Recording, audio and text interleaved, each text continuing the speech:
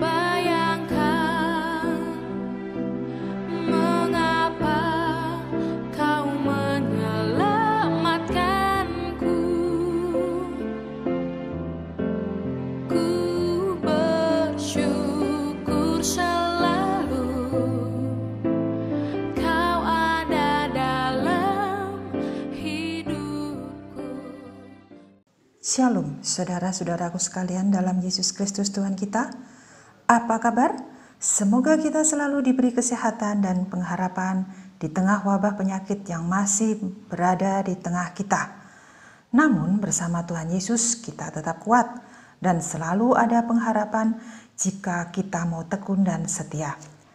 Bertemu lagi bersama saya dalam channel kami Misi SPD Indonesia dalam program acara Obor Kehidupan Misi, di mana dalam acara ini kita diajak untuk menyadari kehidupan iman kita melalui kisah pengalaman kesaksian dari saudara kita sebagai umat beriman yang taat akan firman-Nya, baik dalam suka dan duka, kebahagiaan maupun kepahitan, tetapi tetap tekun dalam panggilannya sebagai umat yang tidak pasif, melainkan aktif dalam menanggapi panggilan Tuhan.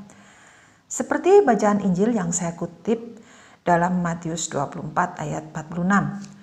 Berbahagialah hamba yang didapati tuannya melakukan tugas itu ketika tuannya itu datang.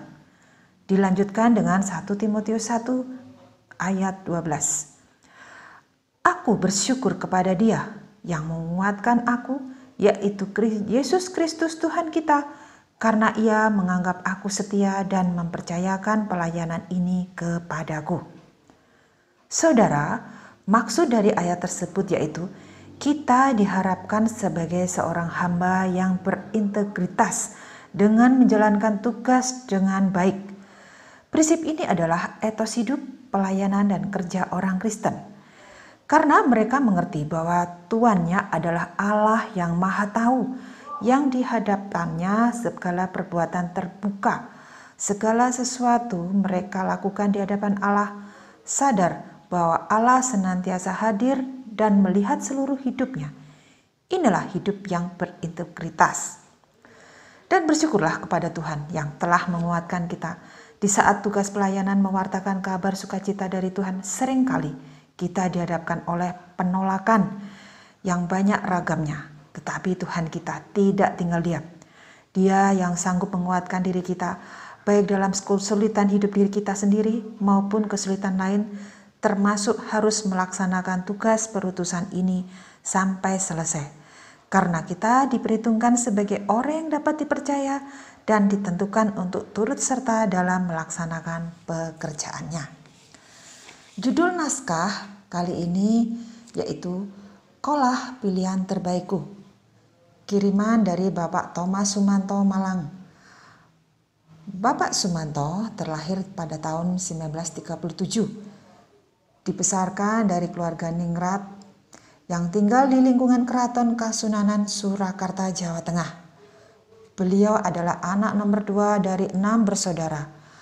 Ayahnya seorang Raden Ngabei Penewu bernama Atmo Wartono.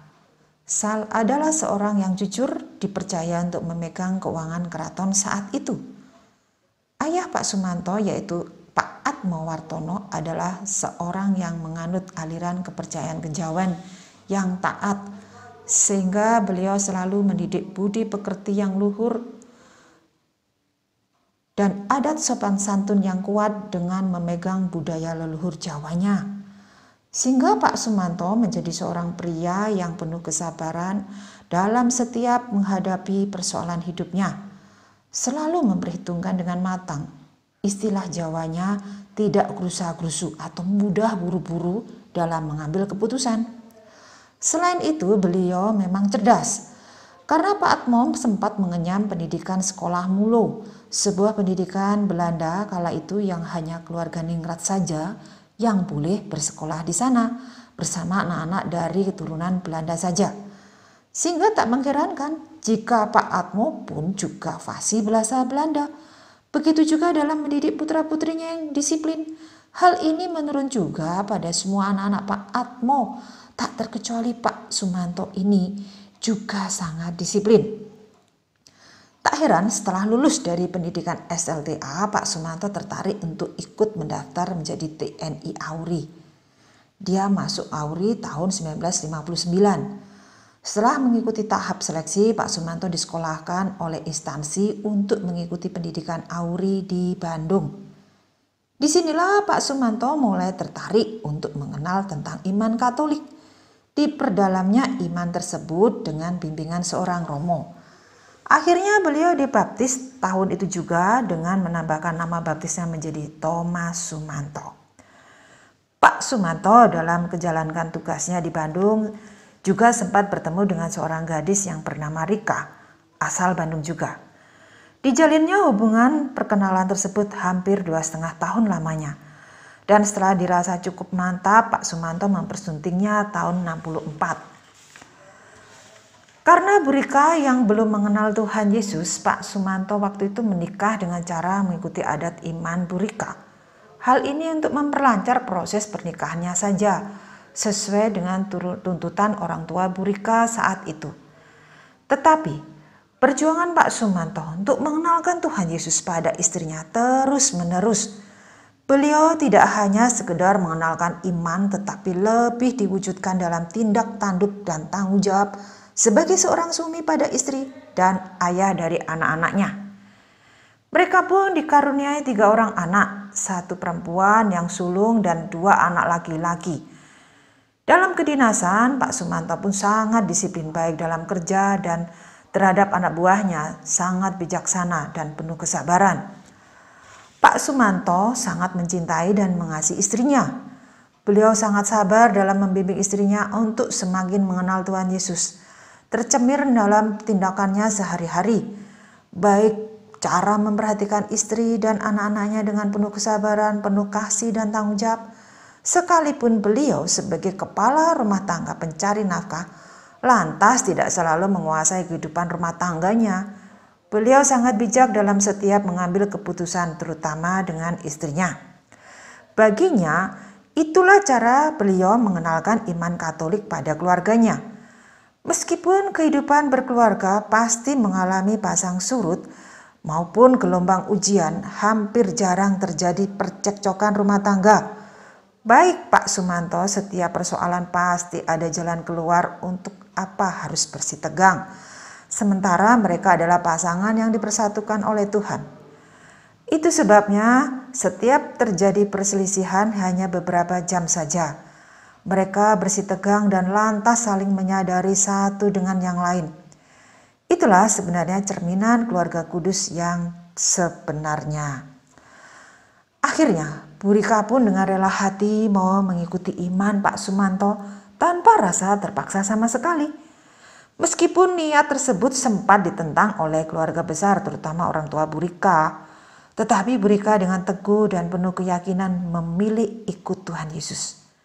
Setelah mengikuti masa katekis, Bu Rika pun dibaptis dengan nama Rosalina Rika dan segera memperbarui pernikahan mereka secara Katolik. Kemudian diikuti juga dengan ketiga putra-putrinya yang mereka saat itu sudah masuk bangku SD untuk dibaptis secara Katolik juga. Masa kedinasan Pak Sumanto sering berpindah tempat. Mulai dari kota Bandung beberapa tahun, kemudian pindah ke Jakarta, terakhir di kota Malang hingga pensiun. Semenjak menetap di kota Malang, Bu Rika yang memang berpendidikan sengaja ingin membantu untuk menjadi tenaga pengajar di sebuah taman kanak-kanak yang ada di komplek TNI AURI. Apalagi setelah Bu Rika dibaptis, berbagai kegiatan rohani diikutinya tanpa meninggalkan statusnya sebagai seorang istri. Mulai dari kegiatan guru gereja, mewakili berbagai kegiatan rohani lainnya, selalu aktif dan tak pernah tertinggal. Demikian pula dengan putra-putrinya juga aktif ikut misdinar. Hingga suatu saat hadir dalam sebuah kegiatan sosial yang diadakan oleh almarhum Romo Jansen saat itu, yaitu sebagai pendiri Yayasan Bakti Luhur. Bu Rika juga turun serta di acara itu.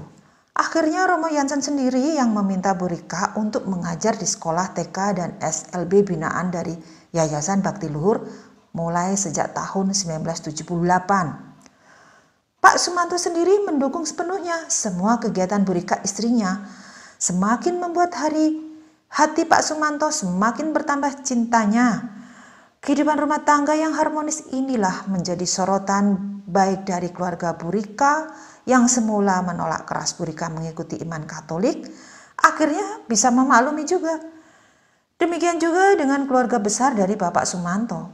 Kehidupan rohani yang tercermin dalam rumah tangganya menjadi contoh bagi saudara-saudara Pak Sumanto, yang diawali oleh adik Pak Sumanto yang bungsu, mulai ingin belajar iman Katolik, diikuti dengan seluruh keluarganya, dan merembet ke adik-adiknya yang lain, hingga orang tua Pak Sumanto, yaitu yang diawali oleh ibunya sendiri, Ibu Pak Sumanto, dulu mengikuti katekis dan dibaptis. Akhirnya juga aktif dalam kegiatan rohaninya juga. Kemudian ayah Pak Sumanto, yaitu Pak Atmo Wartono juga. Ketika itu ada sebuah cerita. Pak Atmo Wartono sedang sakit, dirawatlah dia di Panti Nirmala di Malang. Pak Sumanto bersama istri yang setia menunggu dan merawat Pak Atmo di rumah sakit. Karena kondisi Pak Atmo sudah mulai parah, maka Pak Sumanto ingin menanyakan sesuatu pada ayahnya itu. Pak Atmo yang sudah mengenal tentang pribadi Yesus lewat istri dan anak-anaknya yang hampir semua mengikuti jejak Pak Sumanto, maka Pak Sumanto diarahkan untuk bisa mendapatkan pelajaran-pelajaran itu. Maka saat sebelum beliau wafat, Pak Sumanto sempat membisikkan pesan ke ayahnya dengan lirih, mengatakan, apakah Bapak percaya dengan Tuhan Yesus? Beliau pun mengangguk. Dan ditanya lagi, apakah Bapak mau dibaptis secara Katolik? Beliau pun mengangguk lagi. Akhirnya Pak Sumanto segera menghubungi seorang romo agar membaptis Pak Atmo sebelum beliau meninggal dunia. Tentunya dengan pertimbangan usia dan kondisi Pak Atmo yang sakit saat itu, romo pun memberi dispensasi untuk segera membaptis Pak Atmo. Luar biasa, sebuah perjuangan iman Pak Sumanto dalam mewartakan karya Tuhan Yesus dalam keluarga besarnya. Dan yang terakhir diikuti pula oleh kakak sulungnya kembali belajar iman Katolik bersama seluruh keluarganya untuk mengikuti Yesus. Iman yang teguh dari Pak Sumanto yang telah banyak mewartakan karya Tuhan Yesus dalam setiap kehidupannya memang membuahkan hasil. Namun bukan berarti beliau lantas tidak mengalami ujian dari Tuhan. Terbukti ketika terjadi sebuah peristiwa yang sempat membuat mental Pak Sumanto down. Waktu itu tahun 91. Pagi itu Pak Sumanto bersama Bu Rika istrinya akan menghadiri acara halal bihalal di Kota Blitar. Mereka berdua mengendarai mobil Kol dari Kota Malang. Udara cerah membuat perjalanan begitu lancar. Tanpa ada firasat apapun, saat mobil mereka berkendarai memasuki Kota Blitar, terjadilah kecelakaan fatal. Mobil mereka bertabrakan dengan mobil lain, hingga menyebabkan Pak Sumanto langsung pingsan di tempat kejadian dan tak sadarkan diri beberapa waktu. Yang beliau tahu sudah berada di rumah sakit di Kota Blitar dengan kaki yang patah. Dan 2 hari kemudian Pak Sumanto pun mendapat kabar dari rekan-rekan dinasnya di Auri bahwa Bu Rika istrinya telah wafat saat kejadian kecelakaan tersebut. Tetapi anehnya tanpa cedera sama sekali saat kecelakaan terjadi. Konten saja Pak Sumanto sempat syok mendengar berita tersebut. Beliau merasa sangat kehilangan istrinya yang sangat dicintainya itu. Belum lagi beliau masih harus mengasuh ketiga anaknya yang masih butuh perhatian seorang ibu. Apalagi anak bungsunya juga masih terlalu kecil saat ditinggal Bu Rika. Berbagai gejolak pikiran menghantui benaknya. Namun karena iman Pak Sumanto memang sangat kuat, beliau pun dengan penuh hati yang belas kasih dan ikhlas sudi mengampuni sang supir yang menabrak mobilnya itu, ya. Saat datang minta maaf ke rumah sakit.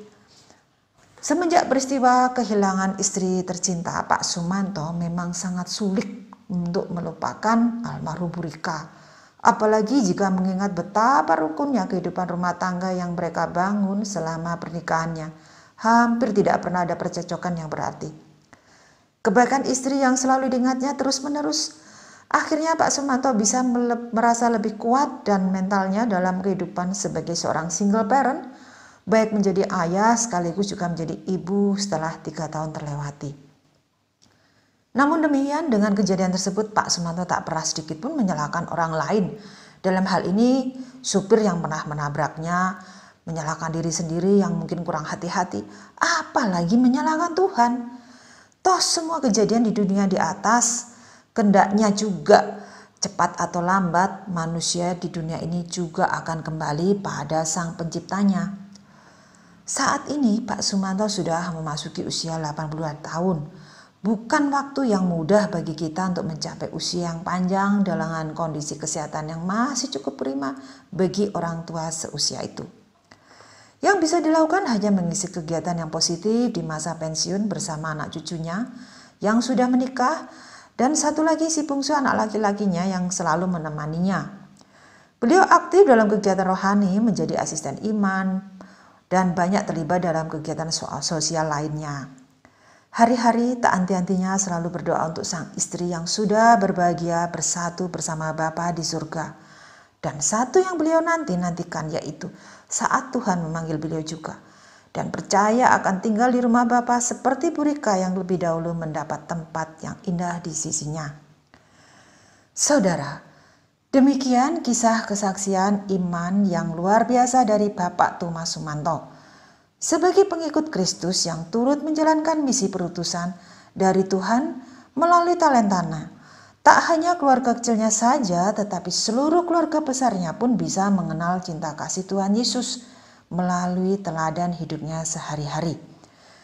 Dan jika kita mau menyadari tugas perutusan kita seperti yang selalu disampaikan oleh imam dalam hal ini Romo saat menutup misa, yaitu pergilah kita diutus. Lalu umat menjawab amin. Itulah sebenarnya tugas kita untuk ikut ambil bagian dalam mewartakan cinta kasih Tuhan Yesus kepada semua umat. Tidak perlu yang muluk-muluk untuk menjadi seorang evangelis yang hebat. Cukup kita menjadi teladan dari sikap hidup kita sehari-hari pada orang terdekat kita, baik itu pada suami atau istri yang saling mengasihi dan saling mengampuni jika seseorang bersalah dan selalu setia memegang teguh janji perkawinannya. Juga pada anak-anak kita maupun saudara dan tetangga atau teman-teman kerja kita. Mari teladani sikap Yesus yang selalu penuh kasih, pengampunan dan sabar dalam segala penderitaan serta taat pada Bapaknya. Seperti lilin kecil mampu menyinari ruang yang gelap, begitu pula kita diharapkan demikian. Demikian saudara kisah kesaksian episode kali ini. Kita akan berjumpa kembali di episode berikutnya. Kami selalu menantikan kisah kesaksian saudara agar nama Tuhan semakin dipermuliakan. Kirimkan kesaksian saudara ke email atau WA kami seperti yang tertera dalam video ini. Terima kasih, Tuhan Yesus memberkati.